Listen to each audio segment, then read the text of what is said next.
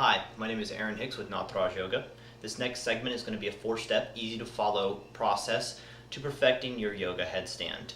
We're going to start off with a very basic beginner headstand, moving on to a controlled beginner headstand, to a full supported headstand, and then a full controlled supported headstand. These are somewhat difficult, and you should use common sense and listen to your body and not do anything that you don't think that you can do. Follow the steps directly and exactly, and you should be able to better your headstand in a very short period of time. Alright, this is your basic beginner headstand. The first thing that you're going to do is you will draw out an equilateral triangle on the ground. This is going to give you a tripod-like effect, putting your head and your hands equal distance apart. First we're going to watch it in regular speed, and then we'll slow it down and break it down a little bit. You'll place one knee at a time onto the arms, and then evenly unfold the legs vertical. And control the same way back down. Great, so you're going to start in something similar to a downward dog, except for of course your head will be in the triangular shape. If you need to stay longer in the beginning with your knees prompted onto your arms to gain strength, that is also very recommended. To go vertical, you basically just let your hips and knees unfold evenly and naturally, and then control back down. And then back to your downward facing dog-like pose.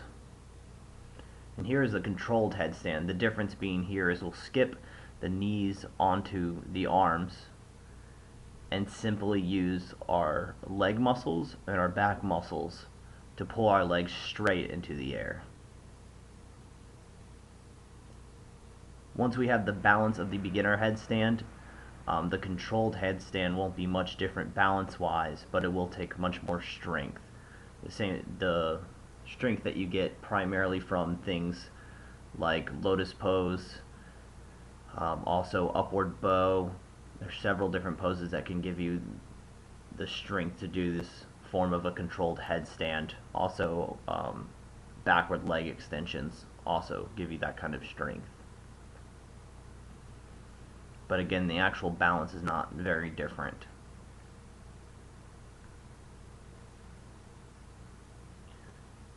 Just make sure you keep the control on the way up as well on the way down.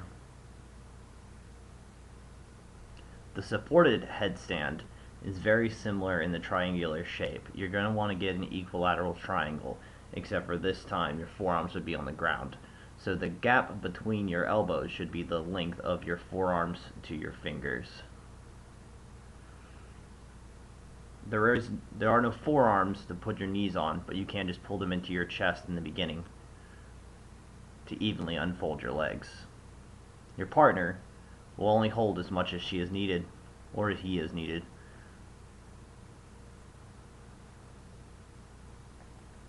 And then control back in as well.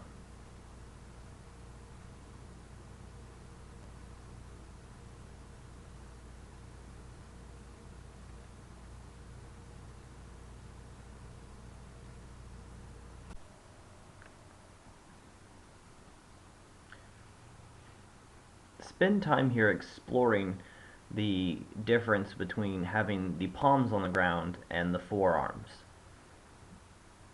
The balance is dynamically different and will become harder when we move into the supported controlled headstand, when you incorporate your strength along with your balance. Maintain control throughout.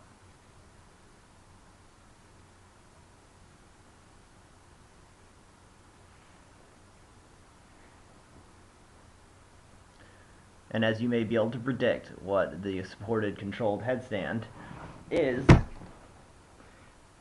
it's simply balancing on the forearms and the head in the same triangular shape and allowing the legs to power up gracefully. Do not kick.